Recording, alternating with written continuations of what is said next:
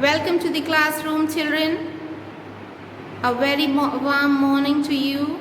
This is lesson number 4 from Honeysuckle the Kite, a poem written by Harry Benn.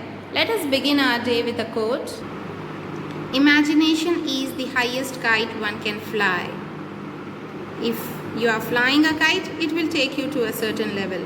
But your imagination can take you to such a level that nobody can think. So yes, keep imagining and try to reach till your imagination. Children, Harry Benn is an American poet. She has also written novels.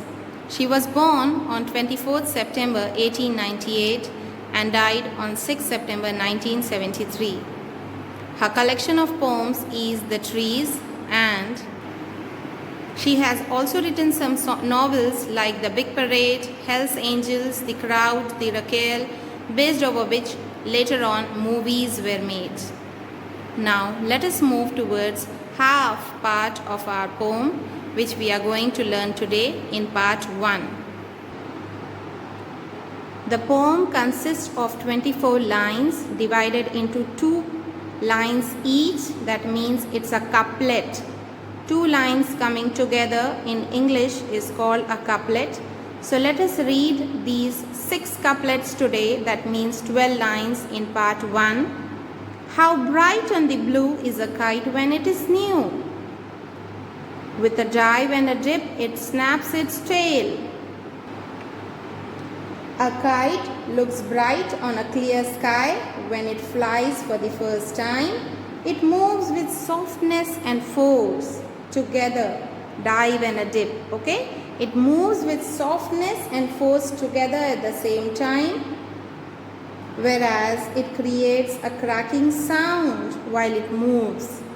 So it snaps its tail, that means it creates a cracking sound. Then soars like a ship with only a sail, as over tides of wind it rides. Climbs to the crest of a gust and pulls, then seems to rest as wind falls. So when such moves of the kites, when you see, it helps it to flow in the sky, just like waves rising and falling. With the sudden blow of the wind, what happens? It goes up to the highest point in the sky. Okay? And then in a wavy manner, just like as waves are there in the sea, in a wavy manner, the way a ship moves in the ocean.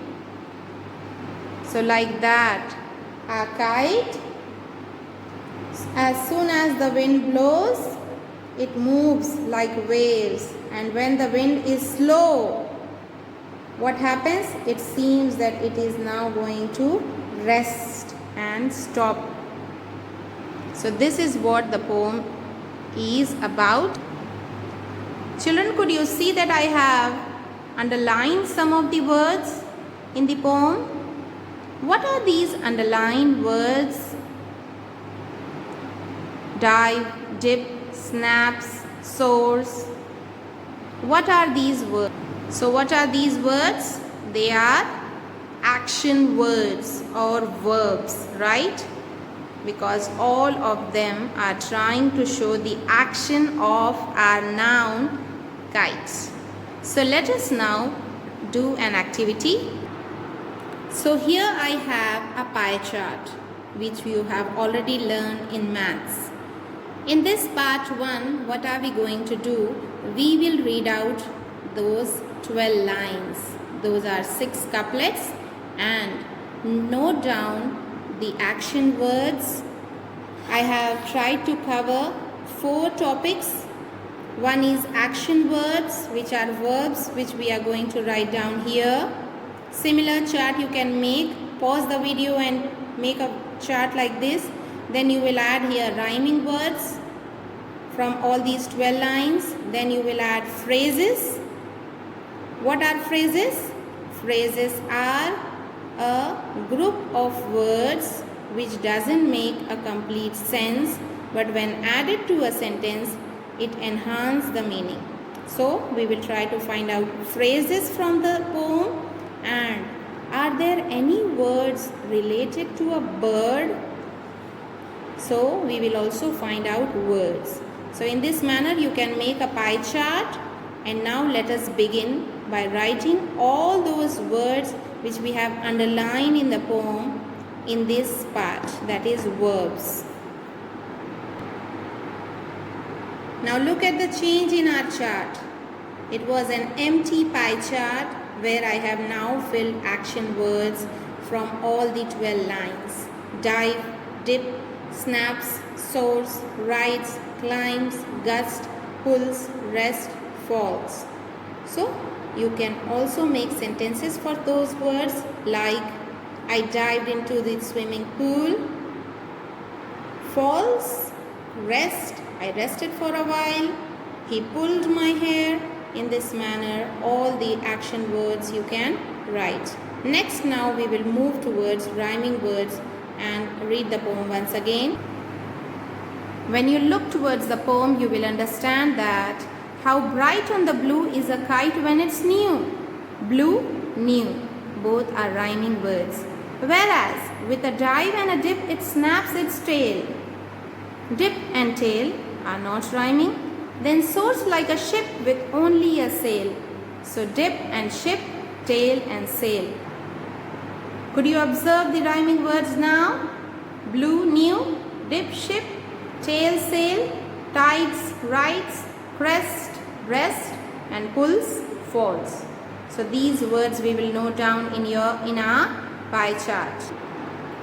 Look at the chart now, how beautiful it is looking.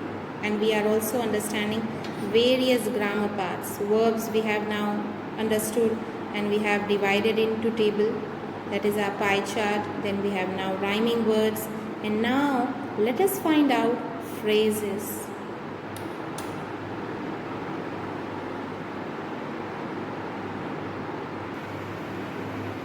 So how bright on the blue is a kite when it's new. When it's new. Can we take these three words together and call it a phrase? Yes. Phrase is a group of words. Yes. It is neither a subject nor a predicate. Yes means or it can either have a subject or a verb. A phrase can't have a subject and a verb together. So when it's new can be our phrase. Can we make a sentence based over it? I like to play with my kite when it's new. So when it's new is a phrase. Then with a dive and a dip, it snaps its tail. So you may take a phrase like with a dive and a dip, or then soars like a ship, like a ship. The kite moved as fast as a ship, or like a ship. It's a simile used here. So you can take with only a sail. You can take this also. With only a sail, we move towards the North Ocean, or we move. So now we can add here phrases. What phrase can we add here? With only a sail. As over tides of wind it rides, climbs to the crest of a gust and pulls. Then seems to rest as wind falls. As wind falls, we feel that we should sit for a while and rest.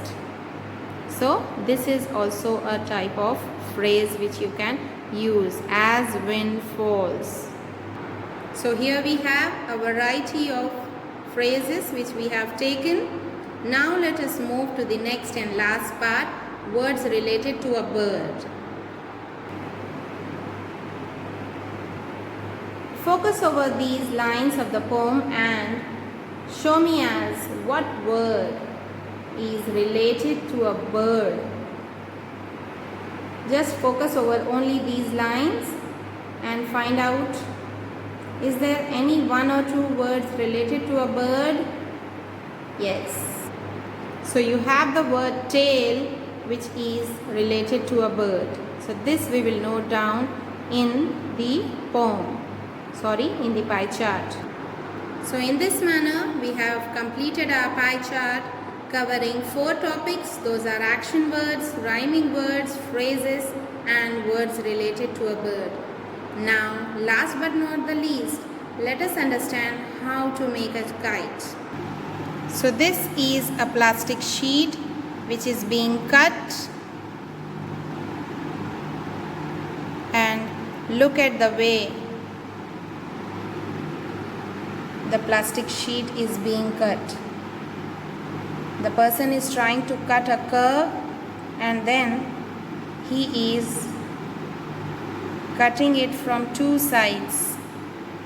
Okay, in between, diagonally he is cutting, and now look how is the shape. These are flexible wooden sticks which he is taking and trying to tie on both the ends with a thread.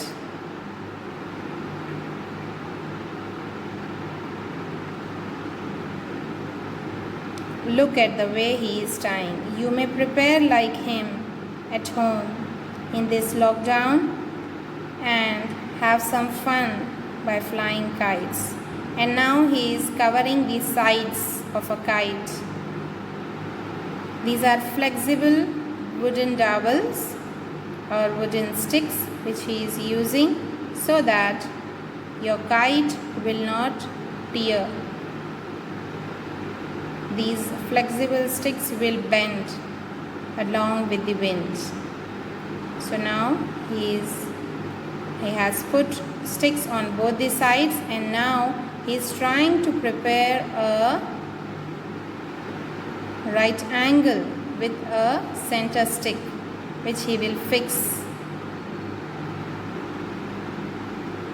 And next, if you have tied well, you have sticked it with a tape.